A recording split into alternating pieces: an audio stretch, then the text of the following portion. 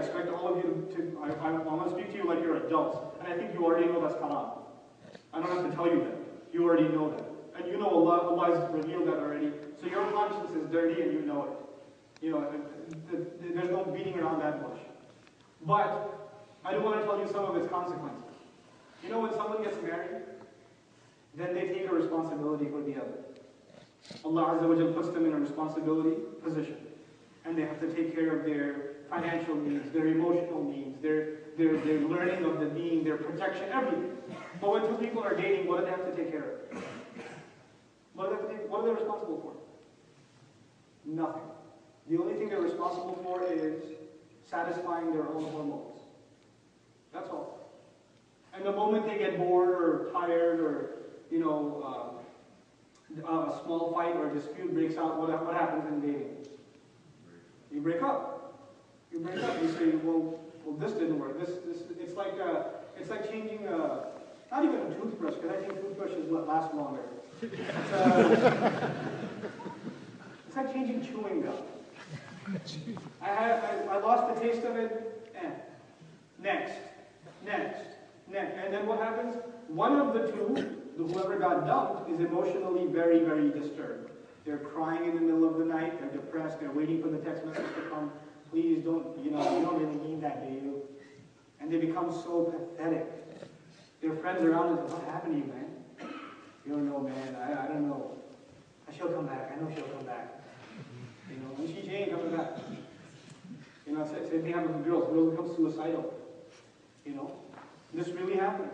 And then when they become scarred emotionally, the next time around, you know what they have in their head? Well, I got scarred last time, so I'm going to make sure I scar somebody else this time. And so over time, they become these ruthless, merciless, almost animalistic people that all they want to do is get their, physical urges out of the way, but they don't even see the other person they're dating as a human being anymore. All they see is a piece of flesh walking around. And when these people get married, you can only imagine what kind of marriages they're going to have. That's why you have people that date each other for 10 years, but they get married after 10 years, and within 2 months they get divorced. And you wonder, how did you last in dating? You know why they lasted? Because there was no responsibility. There was no responsibility. You become broken people. You become, torn individuals. And you don't realize it, because you don't understand that what Allah gives you makes your life easy. And what you're trying to do for yourself only makes your life difficult. It makes you a broken human being. I want to give you, because this is something that addresses both youth and the adults, I'll conclude with this one thing, inshallah ta'ala. There are two things actually. Is it okay if I do 2 things? 10 more minutes? Is that okay with you? Okay, so here's one. This is kind of a hard one to talk about, but it has to be talked about. We don't really have a choice.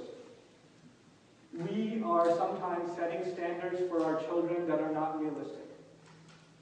And we never lived by those standards ourselves when we were young, but we expect our children to be better than us, so we set these standards for them that are humanly almost impossible for them to keep up with, especially in the society in which they live.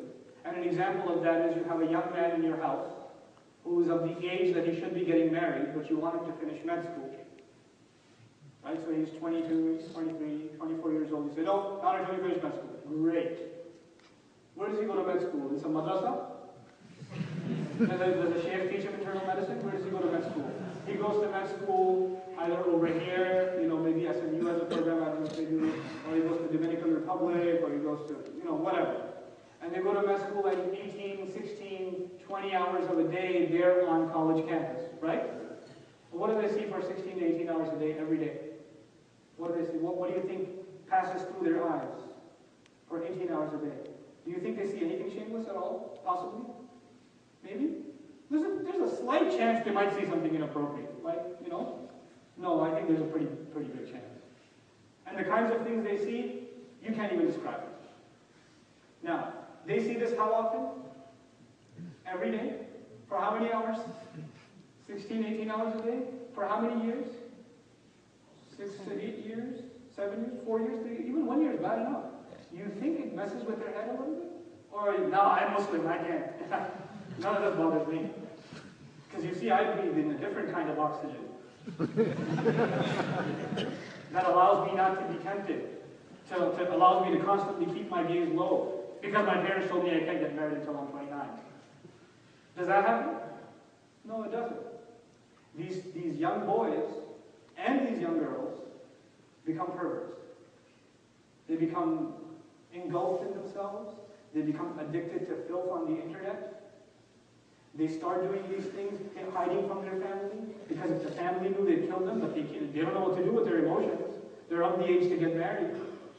But you say, not until he's a certain age. And when they are at a certain age, and they do get married, do you think the addiction they've developed over the last 6, 7 years is going to disappear overnight? Oh, I'm married now, I don't have any problems anymore. No, no, no. Their problems are just beginning. You just ruined a girl's life too. You just did. We have to rethink how we are raising our children in this country. Stop pretending that that your children are not exposed to fahsha. Stop pretending that.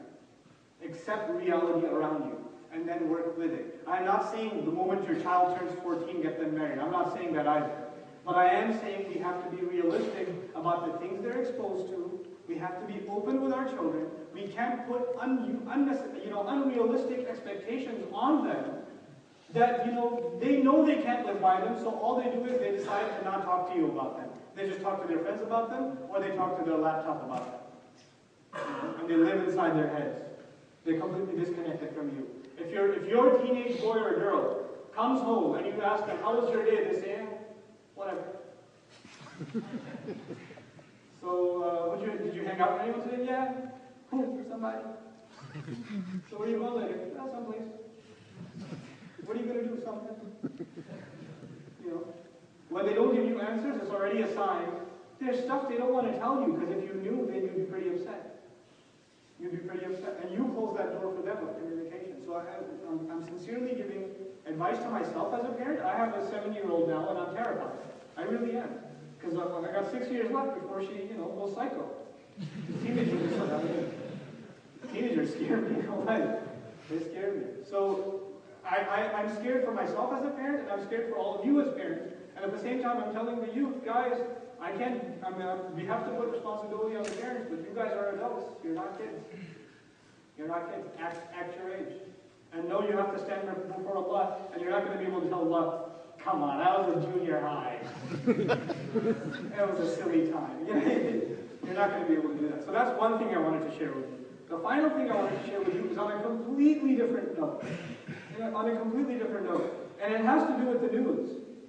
I think you guys have been watching the news, keeping up with the wonderful things that are happening to Muslims all over the country, and the expansion of Islamic centers and key locations. I want to share this one ayah with you about what Allah wants. And I just want you to think about it. I won't talk about it much. Just want you to ponder over what Allah says. This ayah belongs to Surah Al-Imran. Surah Al-Imran, if you don't know, one half of it deals with the battle of Uhud. One half of the surah, about 60 ayat or so, almost, even though it's 200 ayat, but a good chunk of the surah is dedicated to the battle of Uhud. Now, Uhud was a victory or a bigger loss? Even though there are some elements of victory there was a pretty big loss for the Muslims at the battle of Uhud. 70 of the Kuffar's leaders were killed in Badr, and 70 of the believers were shuhada at Uhud. And even shuhada are not a loss for believers, are they? Even shuhada are people who are direct ticket to paradise, so even that's a victory as far as Allah is concerned. But I want to share with you this ayah. وَلَا يَحْزُنْكَ الَّذِينَ يُسَارِعُونَ فِي الْكُفْرِ. Don't let those who are making a lot of efforts to further the cause of disbelief, to further the cause against Islam, don't let them worry, don't let their efforts worry. Don't let the people who are making a lot of efforts to make kufr go further worry. What does Allah say? إِنَّهُمْ لَنْ يَضُرُّوا اللَّهَ شَيْئًا. No doubt about it, they are not the ones who are going to harm Allah in any way, shape, or form. They're not going to harm Allah at all. So you have nothing to worry about. Then what does he say? يُرِيدُ اللَّهُ أَلَّا يَجْعَلَ لَهُمْ حَظًّا فِي الْآخِرَةِ. Allah intends that they have no portion in the akhirah. I want you to understand this part. Allah will let them make efforts to make kufr, to make disbelief, to make the animosity to Islam go further. Allah will allow them to burn copies of the Quran. Allah will give them that. Why? Because He wants to make sure they get nothing in the akhirah. That's the only reason that Allah will let them do what they're doing. In other words, Allah is allowing them to dig their own hole even deeper. When somebody is digging their own grave deeper, you shouldn't worry. Who are they harming? Themselves. وَلَا يَحْزُنْكَ الَّذِينَ يُسَارِعُونَ فِي الْكُفْرِ إِنَّهُمْ لَنْ يَضُرُّوا اللَّهَ شَيْئًا يُرِيدُ اللَّهُ أَلَّا يَجْعَلَ لَهُمْ حَظًّا فِي الْآخِرَةِ وَلَهُمْ عَذَابٌ عَظِيمٌ. They, especially they, have enormous punishment. They have great punishment ahead of them. We shouldn't worry about them. We should actually feel sorry for them. The last thing we should be worried about is people who are making efforts in kufr. You know what we should be worried about then? Muslims who are not making efforts for what? For Islam. Don't worry about them making efforts for kufr. Don't give yourself a headache over that. Allah told you don't have to get a migraine over that. Allah's got that covered. What do you have to worry about? What you're not doing. What you and I aren't doing. We're not doing our job. Our local library has no programs about Islam. That's a problem. The local high school teachers have not been given an orientation about Muslim community. That's a problem. They don't know who Muslims are. Whose fault is that? That's my fault. It's your fault. The local police department has no idea who the Muslims are and what kind of lives they live. And to give them a sensitivity training. You know? Who's supposed to do that? Who's supposed to educate the people around us? The universities around us. The universities are holding symposia. They're holding seminars on the Sharia and how barbaric it is. And they're having Jewish and atheist professors present the Sharia. And who's supposed to go to them and say, listen, we've got an imam, we've got a scholar who'd like to present at your symposium.